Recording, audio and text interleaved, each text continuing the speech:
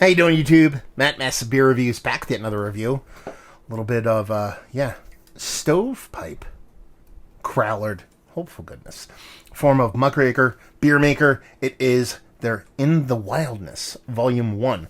I've done a couple of Muckraker beers before. You guys have seen them, and all their stuff that I've done has been, wild fermented, spontaneously fermented, wild fermented, mixed culture beers. This one's the same, a wild beer, but it's a wild IPA. It's their first stab, at least production-wise. Obviously, do a bunch of test batches into what they would, I guess what I would say would be their Hazie game. Them kind of producing their version of a Hazie IPA. I actually had this today when I was at the brewery, but I decided to bring some home. I actually brought this one down home with me and Volume 2 home with me. So we'll go through both in depth. This is a 6%.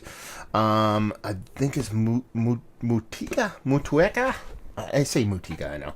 And Zaz hopped. And it's got a couple different bits and pieces of yeast and bacteria and all kinds of fun cultures going on in it. So we'll see what's what. Yeah, popping in a sucker.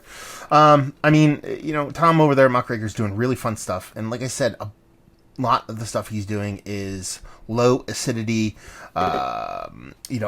wild fermented kind of beers, not necessarily this kind of hazy stuff, but I love me a good hazy. I know you guys do, so it's nice to see someone that's really grounded in a traditional sense when it comes to brewing actually be okay with making this kind of stuff, because a lot of people kind of cuff their nose, spite their face when it comes to these kind of things. So stovepipe can, I kind of dig that. Crowlered, they kind of did it. I put the sticker on the front here. Usually just comes with one of those suckers on there, but I wanted to make it look fancy. So I put the sticker on there. There you go. And beer, it looks like a haze. Good old hazy, big, rich orange core. Maybe it's the skosh, darker than what you expect from like a really kind of quote unquote upper echelon new school New England style IPA, New England style hazy. But like I said, it's a hazy wild IPA. So let's get a nose. I mean, it's citrus. There's a lot of citrus in here. Now you're talking about Muckraker. For me, that hop is generally, there can be oniony notes in there. There can be tropical fruit in there. And you talk about Zaz, you're talking mostly a bittering hop, although you can always pull a little bit of different kind of flavor and kind of noses off those kind of hops, depending on how you use them. This is coming off very much citrus leaning in a way that almost yeast comes off citrus leaning. So is it the yeast, is the hops? It's probably a combination of both of them, but it's like a fruit medley. A little bit of tropical fruit, mostly citrus. Man, there's now kind of like, it's opening up into something that you don't typically say. It's like there's like a soft, there's like stone fruit, but like cherried stone fruit, something like that. Yeah, it's giving me like a pitted fruit that is not your typical kind of stone fruit. I keep leaning towards cherry. It's got like this kind of cherry bubblegum kind of vibe going on. I shouldn't say bubblegum because I'm not getting bubblegum vibes, but that flavoring you get from a piece of cherry bubblegum, which is separate than what other cherry flavors I'm talking about. I don't know. I think you guys know though. Yeah, cherry, it's not a confectionery cherry. It's not a real cherry. It's kind of like, it's cherry powder. It's like non-overly sweet cherry powder with all those other bits and pieces mixed in. I think it smells pretty fucking fun, to be perfectly honest with you. I'm going to dive right into sucker. Cheers.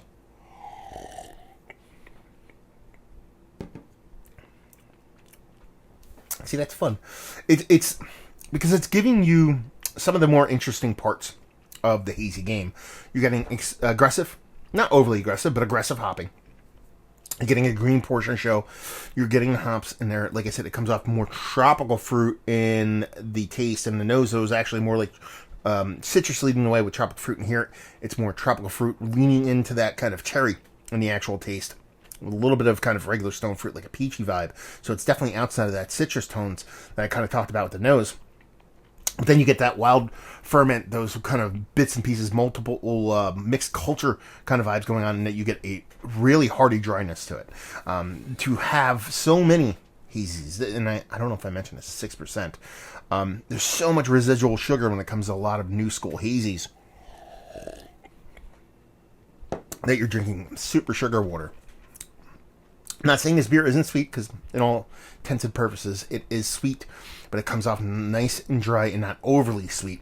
So there's not a ton of residual sugar in there, if any, to kind of make it go into like Candyland world. The dryness keeps kind of making me want to go back for more in a very positive way. It kind of marries well with the way the hops kind of play, the way the bittering of the hops play, along with the dryness of the yeast. There's a little bit of kind of, I think there's like a date figgy thing in there too, but it's not sweet. It's like underripened fig, date figginess. There's like almost, I don't want to call it savory, but there's, let's put it this way. I keep saying there's this, there's that. I said like 30 different things at this point. This is what you get when you get like mixed culture beers, wild beers, things like that. You get more depth, more complexity. It's not your run-of-the-mill kind of like, okay, I'm getting this, maybe this, done and done, get out. It's not like explosive, as a lot of 6% new school hazies. I'm not saying this is what that is, but it's kind of what it's being compared to, at least what I'm comparing it to, or what other people would compare it to. And it's not a 2x4 to the face, but what it's giving you is meaningful flavors and a new, interesting twist in a very tasty kind of package. You know, it's one thing to do something different. It's another thing to do something different and make it good. There's a lot of people that try different things. Not that this hasn't been done before, but you don't see it all that often. Try different things and fail miserably. And they're like, aha, I'm a genius because I did something different. No, that's not the case. You have to make shit taste good too. That is the case with this beer. Yeah, that cherry thing kind of keeps picking at my brain. Yeah, nice waves of different fruit. Very nice mouthfeel. It's not fluffy or creamy, but it's got a density to it. Makes you know you're drinking something of substance. The way that dryness kind of plays with all those components make you want to go back for more. And super awesome. And I think it's fun beer. It is a fun beer. And this is where the hard part comes in, is when I go, okay, let's talk about it. Is this one of the better this I've had as of late? Do we call it a wild ale? Do we call it IPA? Which is kind of what it is, minus the traditional yeast portion of the show. It's not London 3, it's not Conan, you know what I mean? It is multiple things going on at once. So that's where I would be like, kind of hard to classify. Is one of the better wild beers that I've had as late? No. Is it one of the better hazies I've had as late? It's in that conversation. But it's just fun. It's just fun beer from a fun beer place. Beer places should be fun. They should be interesting. They should do fun things and try different things, but not... Yeah, soapboxing. I don't like doing that shit all that much. Try doing different things that are natural to your heart, as opposed to just trying to be kooky and weird. There's a difference between this and glitter in beer. Some people might confuse that. Be like, oh, look at this. This guy's crazy. He put glitter in beer. And be like, oh, look at this guy over here. He did like sour IPA, but not really sour IPA. More like wild IPA. You know, there's a difference between those two things. And that's where this one kind of is in the one I prefer. Nothing against glitter beer. Anyway, so I dig it. Let's put it that way. Value and availability. I think it was $9 for one of these kind of stovepipe jams. Not horrible pricing.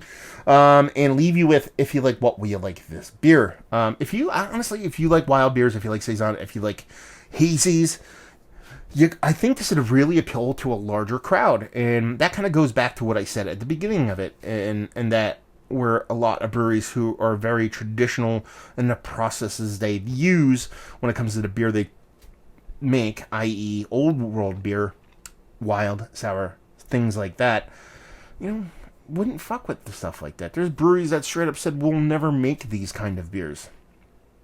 And, you know, to see Tom and Muckraker do these kind of beers and actually be, like, into it, I think is a good thing. So you like good beer, and you like good people doing good things. There you go. Another review in the books. Hopefully you guys enjoyed it. Down there if you want to talk about it. Massive Beers if you want to check me out doing the social media stuff. Beer Massive. You can go on there.